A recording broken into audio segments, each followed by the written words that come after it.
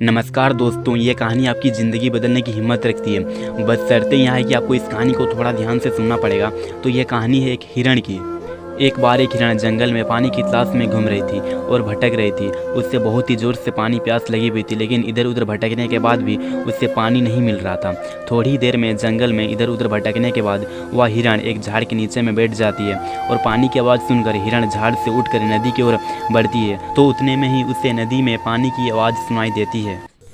तो वो सामने देखती है तो एक बड़ी सी नदी देख पाती है।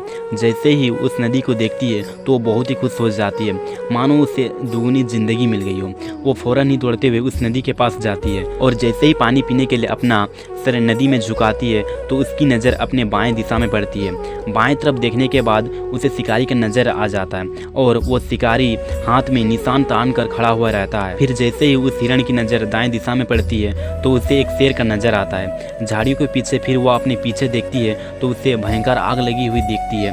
तो वह धीरे धीरे उसकी तरफ बढ़ रही थी और सामने तो गहरी और लंबी नदी थी। अब हिरण जाए भी तो जाए कहाँ।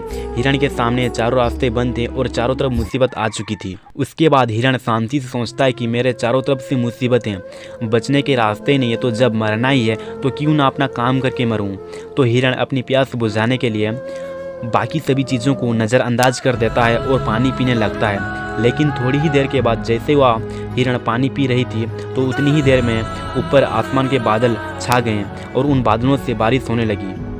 तो जो आग थी वो पानी में बुझ जाती है और पानी के कारण शिकार के निशान चूक कर शेर पर लग जाता है और शेर का नज़र पड़ता है शिकार पर और शेर शिकारी के पीछे लग जाता है। तो जैसे हिरण को पता चलता है, पानी पीने के बाद अपना सर उठाती है तो वो बाएं तरफ देखती हिरण तो शिकार कहीं पर भी नज़र नहीं आता है और वह अपने दाएं तरफ भी देखती है तो उसे शेर का भी नज़र नहीं आता है। तो वह अपने पीछे मुड़कर देखती है तो पीछे लगी हुई जो आग थी वो बुझी हुई थी। मेरे दोस्त, इस कहानी से हमें क्या सीख मिलती है कि इंसान की ज़िंदगी में जब प्रॉब्लम आती नहीं है और जब आती है तो चारों तरफ से आती है। जिस कारण इंसान डर जाता है और अपनी प्रॉब्लम से, तो आपको क्या ही करना है ऐसी परिस्थिति में। आपको ना ही डरना है और ना ही घबराना है, बस शांति से 2 मिनट के लिए सोचना है। हिरण के पास भी बहुत सारे ऑप्शन थे।